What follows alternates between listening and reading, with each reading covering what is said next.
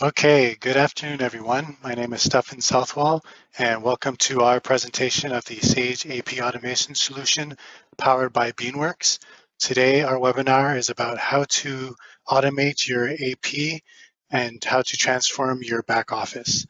So today, I have Joey on the line who will be presenting the Sage AP solution powered by Beanworks, and they have a exclusive partnership with Sage to be the official AP automation provider for North America. So without any further ado, here's Joey. Great.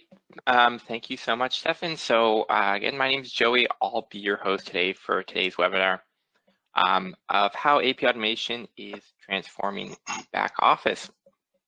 So as an agenda, what we'll cover today is going to be, first of all, manual AP, what the current process looks like for many organizations.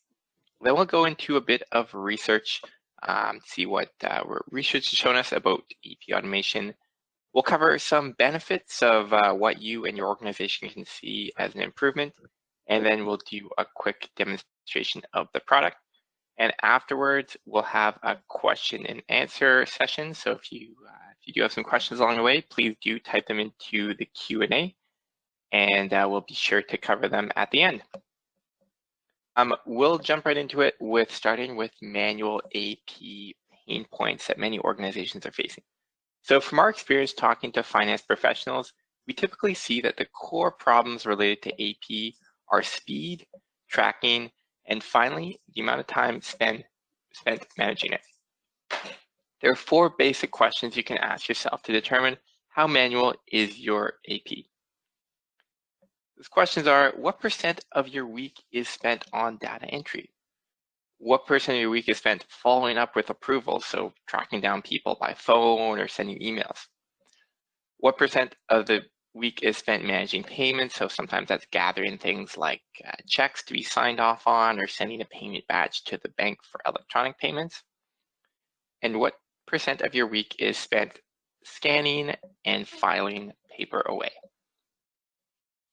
The reason we focus so much time on the time spent is because through hundreds of customer interviews that we've actually done with our own clients, we've identified this to be the root cause of all the other challenges in AP. Think about it.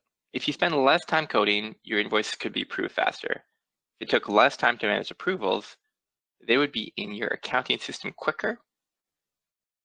And if they were digitized and available in your accounting system quicker, your organization would have faster access to data and the documents needed so that you wouldn't need to spend nearly as much time tracking them down. So last year we partnered with a company called Level Research, and they did an in-depth study on the accounts payable process across many different organizations of different sizes. They found was that most large enterprises have some sort of AP automation already, while small to medium-sized enterprises or companies with less than $100 million in revenue still have a very manual AP workflow. Why might this be the case? Well, historically, these tools have been available only for large enterprises because there was more of a need for automation for these organizations with high volumes of invoices. The lack of tools available for small and medium-sized enterprises left them with limited options, often patching different software tools together and also combining paper, filing cabinets, and manual follow-ups.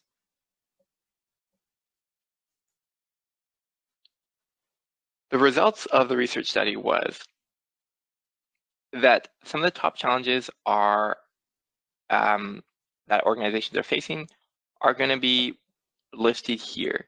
And we can see that manual data entry and routing, as well as high rates of lost invoices, are leading the way.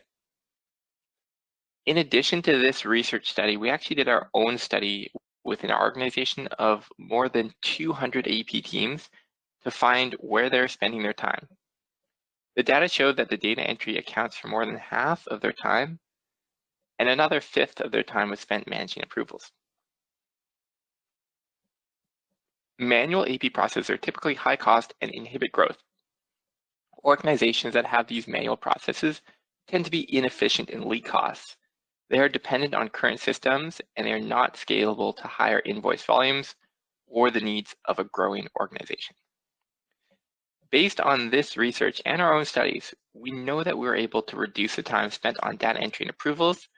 We are significantly then able to improve the lives of everyone related to AP.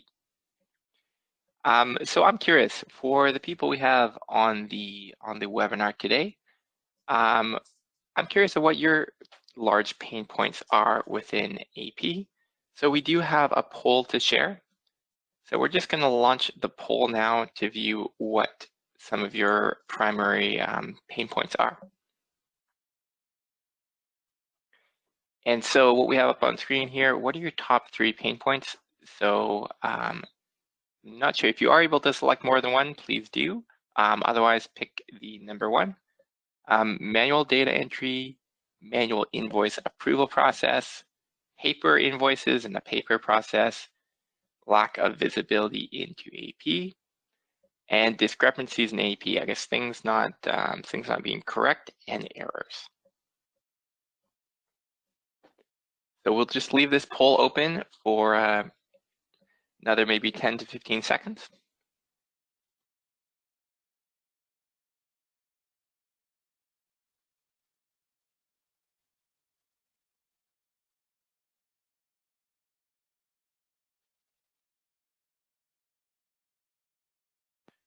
All right, and final few seconds for the poll.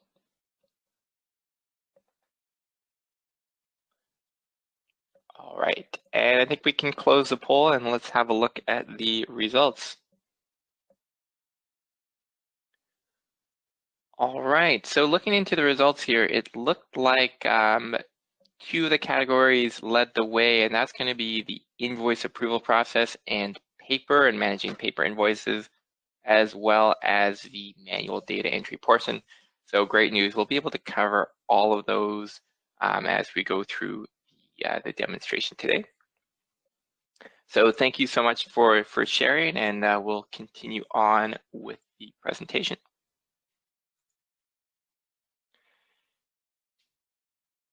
So we went over some of the challenges in AP that you're facing in your organizations and in the industry overall. So how many different ways could an AP professional look to solve these challenges? There are a few different categories of software that tackle the problems related to AP. Those include document management. So if time is a concern for you, you may want to stay clear as these solutions can often take up to a year to implement. We've got data entry solutions. So these can leave you in a bit of a need for some workflow. So sometimes data entry isn't really the only option. And then of course, AP automation, which is only for the AP part of the organization, but it's what we're going to focus on for today. So AP automation will eliminate repetitive tasks. So no more scanning, printing, and emailing invoices. This can all be automated. Real-time financial data, you'll be able to see all your data a lot quicker online. You'll have access and in real time. And procure to pay, you'll be able to manage everything from purchase orders all the way through to your vendor payments. With AP automation, you'll have unlimited users, all your data in one place, and that includes multiple entities. As well as being a software as a service cloud solution, you can access it securely anywhere. Now you can have a complete AP system that frees you up to make real-time decisions and to do what you really want to focus on in your own role. So now we'll talk about us. We are Sage AP Automation, and when an organization typically adopts Sage AP Automation, what we've seen is an 83% reduction in overall data entry and a 95% reduction in the time spent managing approvals, as well as significant reductions in the number of vendors and internal inquiries related to the state of payments.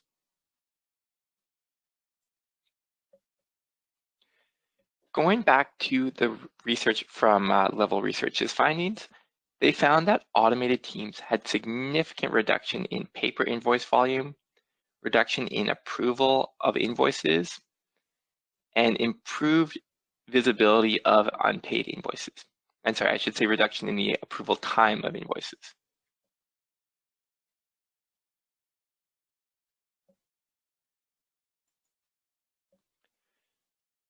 What we believe is that accountants should be freed from monotonous tasks.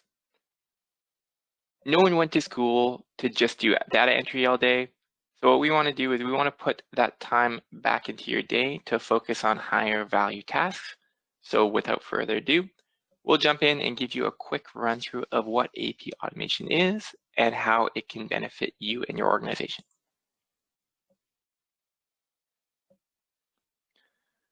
All right, so let's jump right into it. I've brought us into the main screen here of AP automation, and I'll first give everyone a quick overview of the system structure and user-based permissions before we get into each of the modules in a little bit more detail. So we do have three main modules here: purchase orders, invoices, and payments. And we'll be able to cover each of them for you today. But each module is going to be designed in a very similar way. So for example, here within invoices, invoices will flow from left to right through these tabs at the top. They'll move from create to in progress to approvals to export through to archive. And that works around the same in each of the modules. For example, in payments, that's going to be a very similar workflow, but in blue. So the goal is to make it very easy and user-friendly for users to move from one module to the next. In the center of each screen will be your workspace. So this is all the invoices here that are in progress. And on the left-hand side, we've got filters at the top. So you can filter by anything you'd like. We have our status filters to filter on the status of the invoice. And below that, we have the organization structure. So if any of you do have multiple entities that you manage or multiple departments or locations, this structure can be built to replicate the way you have your organization set up. And then what we can do is we can segment access to this by user.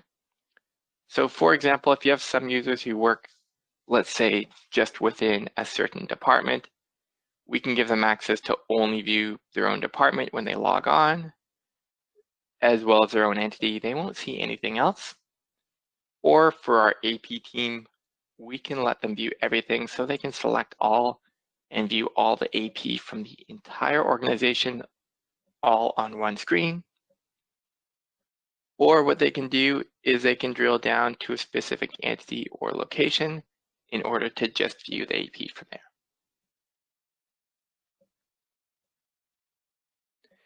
In the same way, these tabs at the top can be restricted by user. So if you have some users who you want to be, let's say, approving invoices only and not involved in any other steps, we can give them access to just view the approvals tab. That will let them easily log in, approve or reject their invoices, and then be finished.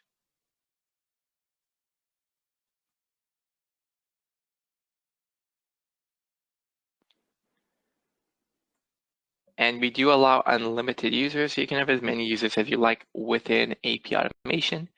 It doesn't have to relate to who has access to Sage. So next, I'll briefly cover through the purchase order module. And I'll note purchase orders can work in one of two different ways. We can either have POs created within our system here, which is what I'll show you today. Or if you are using a PO module already within Sage, so let's say if you're using the PO module of Sage 300, we can actually import POs directly in from Sage and do the match that way. Otherwise, I'll walk through what the process will look like if the POs are made within our system. So a PO can be created here within the Create tab. A PO creator can select the vendor from the dropdown here. They can select things like a delivery date and then a description.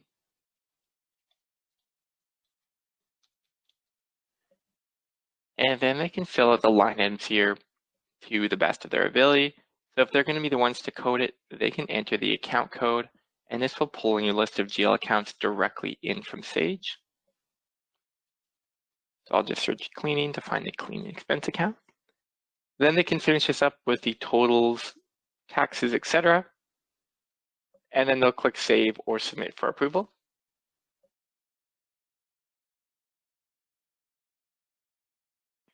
If they do click Save, that will move the PO on to the next tab here. This is going to be the In Progress tab. So at this point, the PO, if we open one here, our system will actually create a visualization of that PO.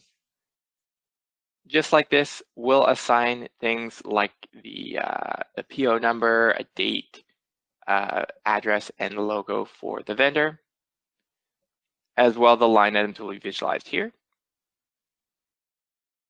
So next, you can either save that if you need to make changes later or submit that for approval. Once the PO is submitted for approval, it goes on through an approval process, and I'll get into the approval process a little bit more later on. But the approver would be able to review the details of that PO like this, the coding, and then approve or reject. Or if you want the approver to actually be the one to input or to edit the coding, you can allow them to do that.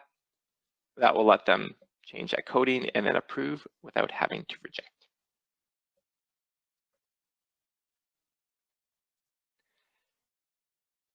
Once that is fully approved, that PO will move on to the Committed tab. So this is where all those open POs will live. So you can see it'll also show us the total amount, the amount that's been drawn down and the amount that's remaining. So if we opened up a PO, we can see all the details.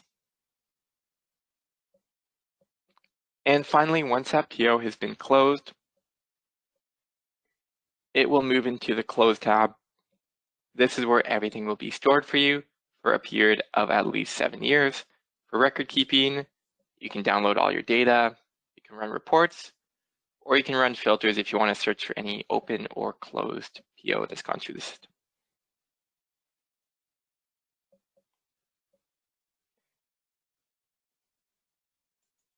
And next we'll move on to the Invoices module.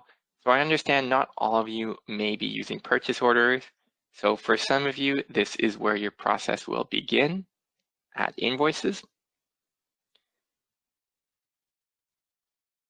And so the way that'll work is invoices can come into the system through one of several ways. They can be emailed in. So we'll provide you with an email address to receive those invoices into.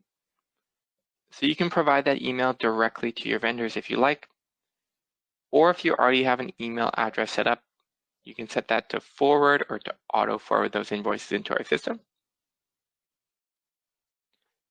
Next, for those paper copies, as I know you mentioned, a lot of you are processing manual paper. Those can be scanned in all together. So whether you have a stack of 10 or a stack of 100 invoices, doesn't matter. They can all be entered together. You can drag and drop the file into here, into the Upload tab, and then click Upload. That will bring in all those invoices like this. And if they are each individual invoices, we can just click the Auto Split button to move them onto separate lines. And if we did have a multi-page invoice, we can just drag and drop as needed, and then click Save and Create Invoices to get those ones uploaded.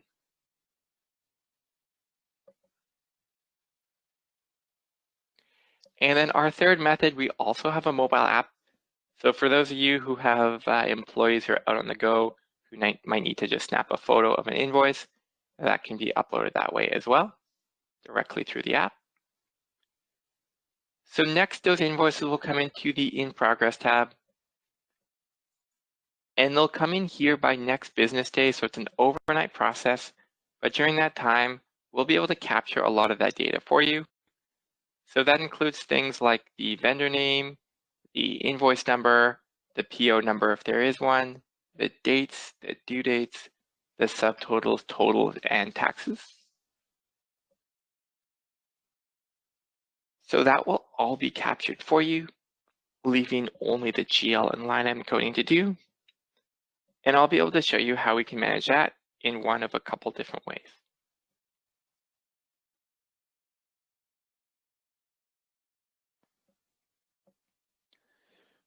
So if that invoice is associated with a purchase order, just like this one here, all you'll need to do is click this PO adoption button. That will open up this window of what was contained on that PO. So you can select what you'd like to adopt and then click adopt lines. Effectively, what that is doing is that is pulling this coding from the PO directly onto the invoice here. So it's going to be 2 clicks there to code and then save or submit for approval, and that invoice is done.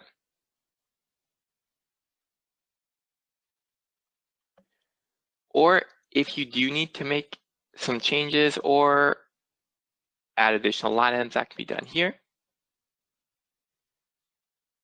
For those non-PO related invoices, when you receive an invoice from a particular vendor, and the next month you receive another invoice from the same vendor, all you'll need to do is hit this green smart code button here in the top right.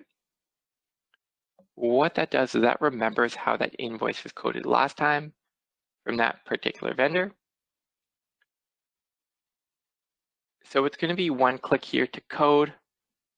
That will populate the account codes, descriptions, etc. of how it was done last time. Then we can click save or submit for approval, and that invoice is done. Again, you can make changes such as add more line items, or line items can be split by percentages or by equal parts. There's also a place to attach backup documentation if you had a letter or a quote to attach as well. That will live beneath the invoice under backup pages.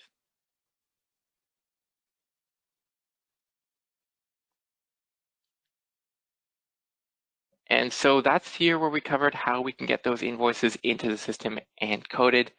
So referring back to what we were speaking about earlier, this gets rid of a lot of that data entry that your team is typically spending a lot of their time on. So things like entering the information, capturing that data and entering it to Sage, that can all be eliminated this way.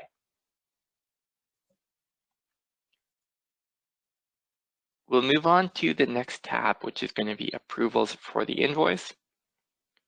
So once those invoices are submitted for approval, the approver, they get a notification by email or directly on the mobile app that there's something to approve.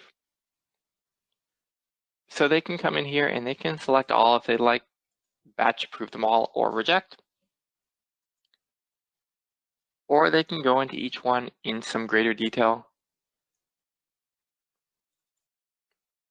They can review an image of the invoice. If there was a PO, it'll show up side by side, as well as the header coding, the line item coding. Then they can just click approve or reject.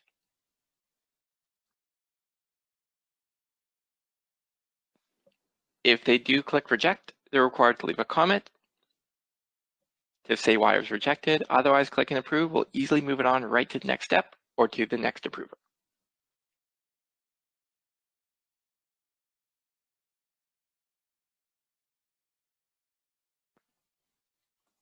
Now, I know the majority of you were mentioning that the approval stage was one that is quite time consuming. So I'll also go over how we can set up what we call approval channels. So you can set up as many approval channels as you like, and one invoice can even trigger multiple channels. So an approval channel is a set of rules. So for example, in this one that I've opened, there's going to be 4 boxes here. Each is a set of rules that will then go to a certain set of people. So in this case, I've got a dollar range between $2,500 and $5,000. I've also got it related to a specific department. In this case, the marketing department. And then I can set a certain set of GL accounts or vendors as well. So those can pull in directly in from Sage. If I wanted to run the approvals based on a set of vendors, I can add those here. And then with this set of rules, I can choose who I'd like that approval to go to. So I can set, if I wanted to just go to one person, it'll just go to Sally like this. Or if I want it to go to multiple, I can add multiple steps. I can have it go first to Sally and then to Tom, or maybe to our CEO third. Or we can also create what we call group approvals. That's if we allow multiple people to be in the same group. That means any one of them can approve. So in this case, it'll go first to Sally, then to Tom, then to either Jack or Jill. In this case, any one of the two can approve.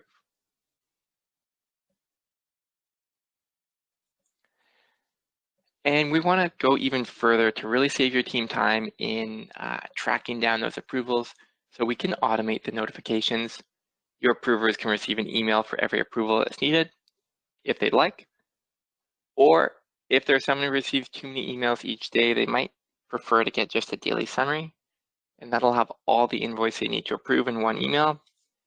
And it will also act as an automatic reminder the next day in case there's any other invoices that need to be approved.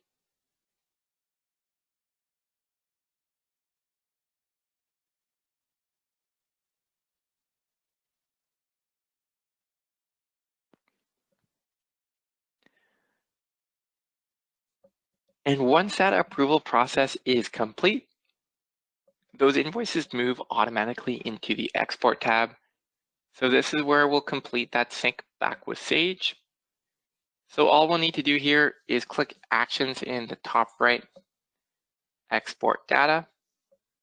What that does is that will push all this invoice data back into Sage for you. So it'll create the batch within AP. And with Sage, we have what's called the sync tool that will install wherever your Sage is located to allow the two systems to communicate. So that will run automatically in the background on a schedule, or you can click Run on Command to run that sync right away. So that will push all this invoice data back into Sage.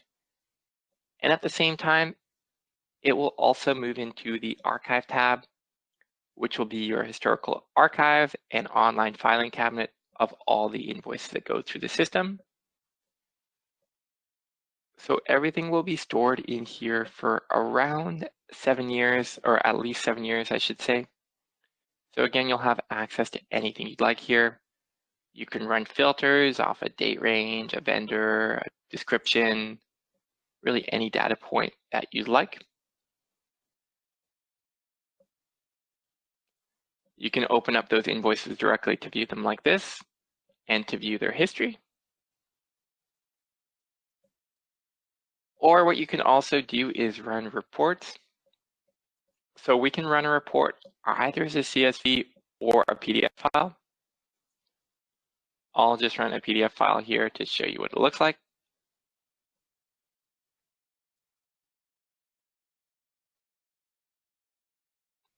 And I'll download the report.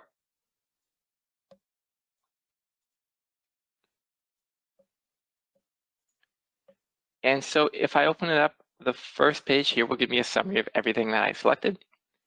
In this case, it is going to be, looks like 28 invoices.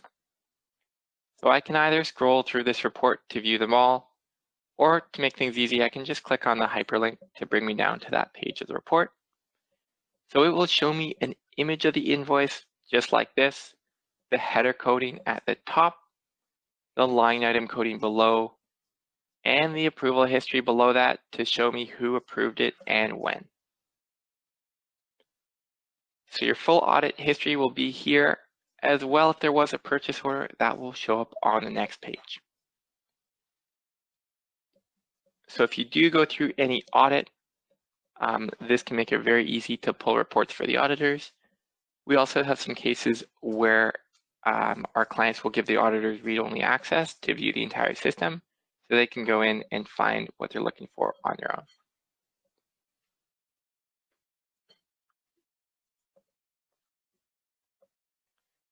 So we have covered purchase orders as well as invoices. Our next module is payments. So this is paying your vendor, and it is going to be optional. So it's up to you if you choose to run your payments within our system. If you prefer, those can be left within Sage, although we do have the majority of our clients who do run them through here. So I'll walk you through what that process will look like. Payments will flow automatically into our Payments Grade tab. This will give you automatically your age payables list of what's 30, 60, 90, and over 90 days due. You'll be able to select what you'd like to pay,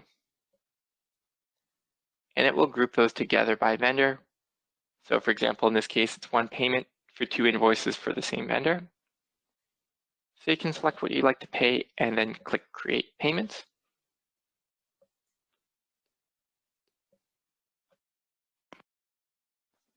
That will move those on to the next tab.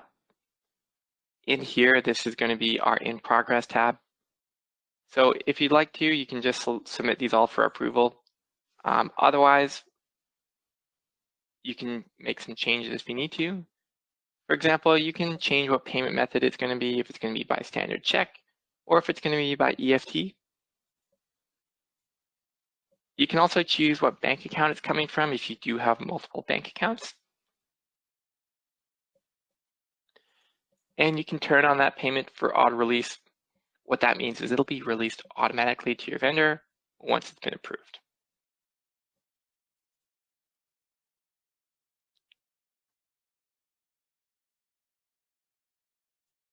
Once those payments are submitted for approval, they can go through a very similar workflow for approval.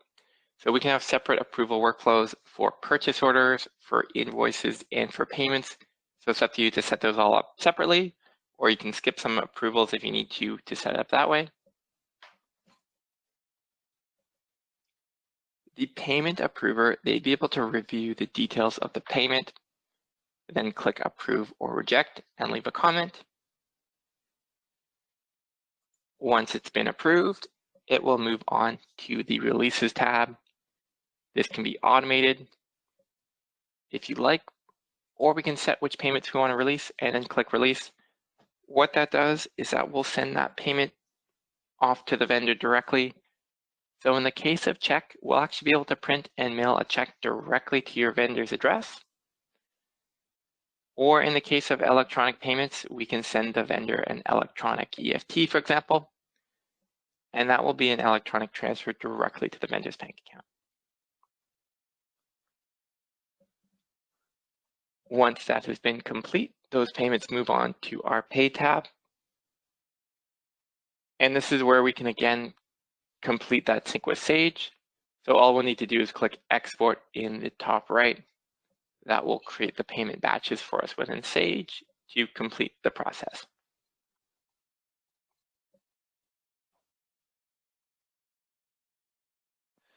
We do then also have an Archive tab for payments, so your historical data of all those payments you process can be stored in here as well.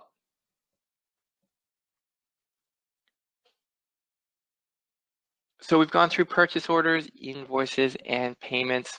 We also do have a fourth module called expenses. It's set to be released later this year. So that'll be for things like expense reports. So you can expect that towards the second half of the year.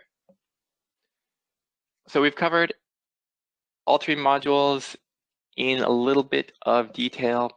Of course, we can schedule personalized demonstrations if you did want to learn more or did have some specific needs related to your organization. But that's what we'll cover for today's webinar. And next, we'll open up the floor for some questions.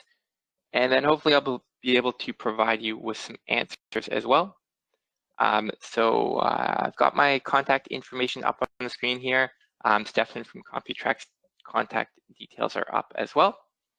So we'll then open the floor for questions. So if you have any that come up, please enter them into the Q&A section. Thanks so much, Joey. So yes, as you mentioned, if you want to type your questions into the chat or the questions box, we can get to those. We do have a couple that have already come in. All right, perfect. So I'll get started. We have one asking, how does the system work with other ERP systems like Invoices? Great question. So how does it work with other ones like Invoices? I've actually not heard of that one specifically, but I'll go over, we do work with certain accounting softwares that some of them are within the Sage product line. So those include Sage 50, Sage 100, Sage 300, Sage 500, and Sage Intacct. We also work with other accounting systems such as QuickBooks and Xero, as well as some larger ERP systems like NetSuite, as well as some industry-specific ones like Jonas and Rent Manager. So I've just opened up our integration page to show you those. Unfortunately, if it's not one of those ones that that we have listed, we wouldn't be able to work with it. So please, I guess, let me know if you have a question. We do not work with Invoices, unfortunately, but if there's another accounting software, please do let me know, and then we can look into it for you. All right. Another question is, which payment methods are supported? Yeah, great question. So we offer a couple payment methods to pay your clients through our system directly. One of those is standard check. So that's where we can actually take a check and print it and send it directly to your vendor. So with that method, there's no need to actually print and sign those in-house. They can be sent directly to the vendor. The next one is electronic payment. So that's something like an EFT or ACH. That's where we can send a payment directly to the vendor's account. And then another method that we offer is going to be virtual credit card. So with the virtual credit card, that will send your vendor an email with a unique credit card number. They'll be able to run that through as a MasterCard payment. So the advantage is there's no credit involved, and you can get up to 1% rebate on that payment type as well. So those are the three main payment methods that we offer. Great. Okay, we have another question. If checks are produced through this system, how does it tie into the Sage bank reconciliation? Great question. That actually expands upon my my previous answer as well. So I mentioned our payment types and our payment methods. We also allow you to continue making your payments from Sage if you wish. So if you wanted to make some payments directly from Sage, that will reflect in our system to update the two systems. And then to answer your question directly, with our sync for payments, once we complete the payment process. And here, the payments here are exported back into Sage. So they'll be entered into Sage as a payment batch. So everything will work as it does right now in terms of your bank rec, etc., within Sage. Great. Another question also, is it possible to save records more than 7 years? Some funders require 7 years after the end of a 3-year contract. Yeah, great question. So we've been around for around 8 years now, and I don't think we've deleted anything at all.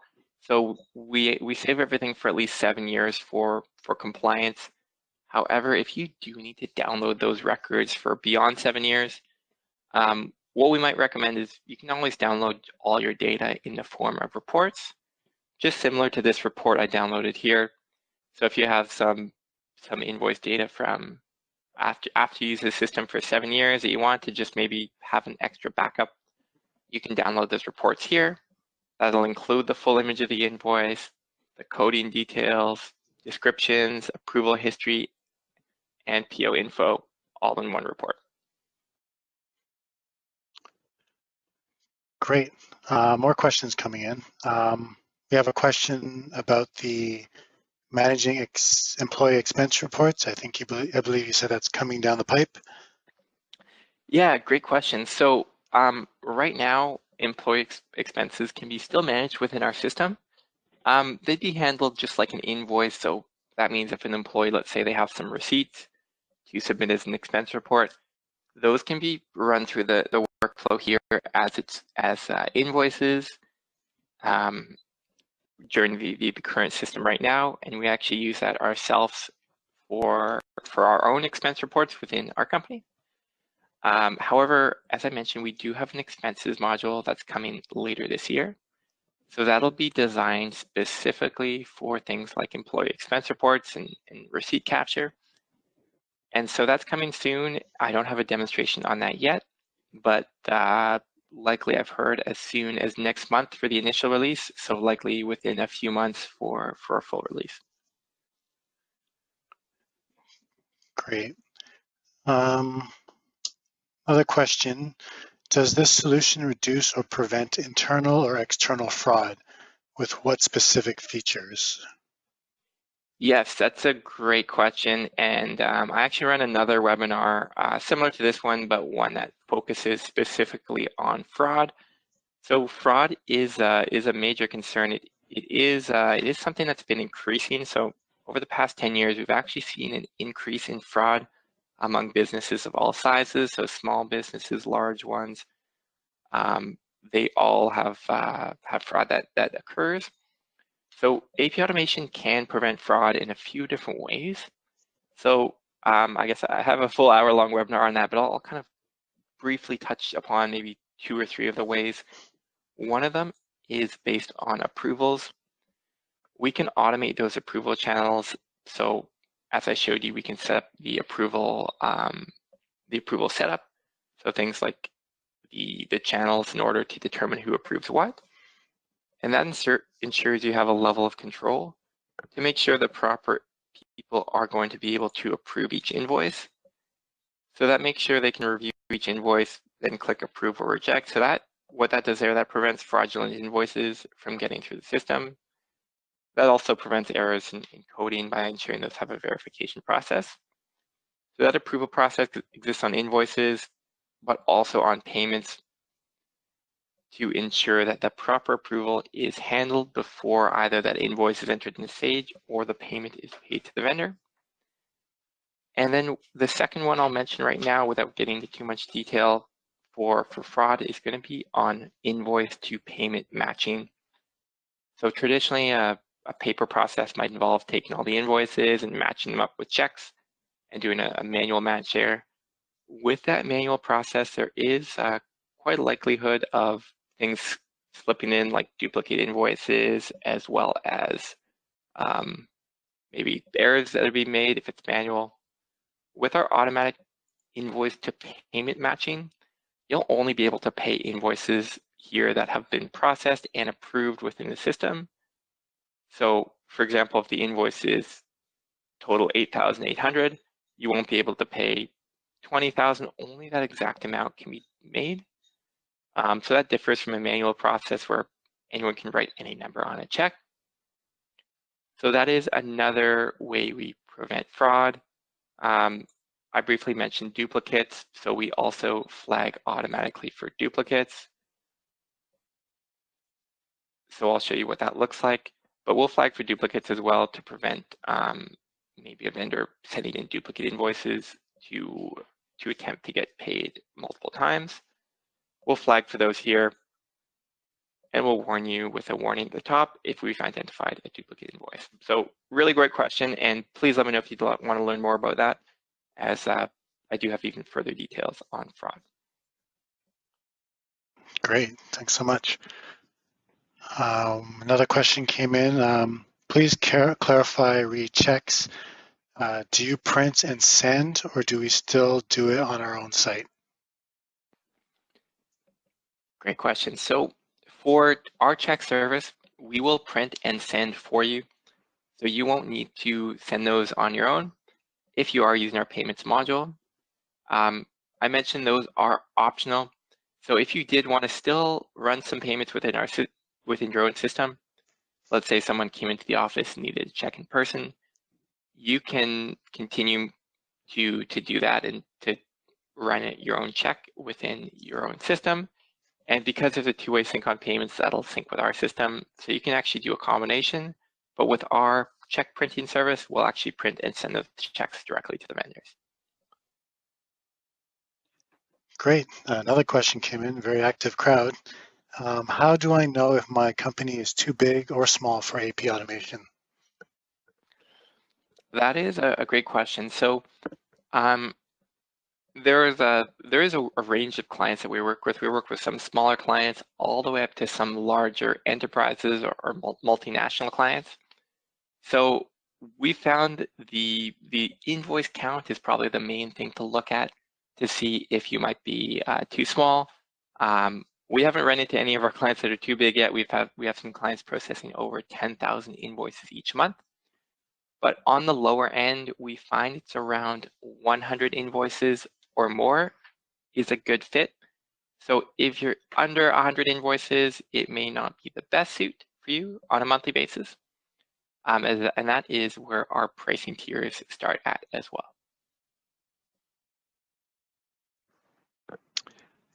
Great. Another question, how long does it take to get set up? That is another great question. So for the setup, or we call it the implementation process, there is typically 3 main meetings. So the first one is to do the integration. So that involves actually installing the sync tool onto your Sage or your servers, wherever Sage is located. That's the first meeting. The second meeting is for your workflow. So that's where we'll help you set up things like approval channels and POs if you're interested in POs. And then the third meeting is going to be a training session for you and your team. That's where we can train you on how to use the system. So generally those 3 main meetings are what's involved. They typically take place over the course of 1 to 3 weeks, but it's whenever we can get those 3 meetings booked. So if you want to have that done within a couple days, that can be possible, but around 1 to 3 weeks is probably the most common that we see.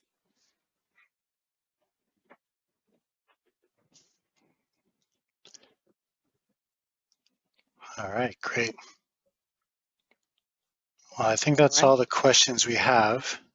So I'll give everybody a little bit more time in their afternoon. But if anyone has any further questions or would like to see more, feel free to reach out to myself, Stefan, or Joey. Our information is on the screen. But yeah, with that, thank you so much for everyone's time. And Joey, thank you so much for the demo. No problem. Thank you all so much for joining. Both our contact details are on here. So please get in touch with us if you'd like more information or you'd like a quote. Again, thank you all for joining and enjoy the rest of your day. All right. Take care.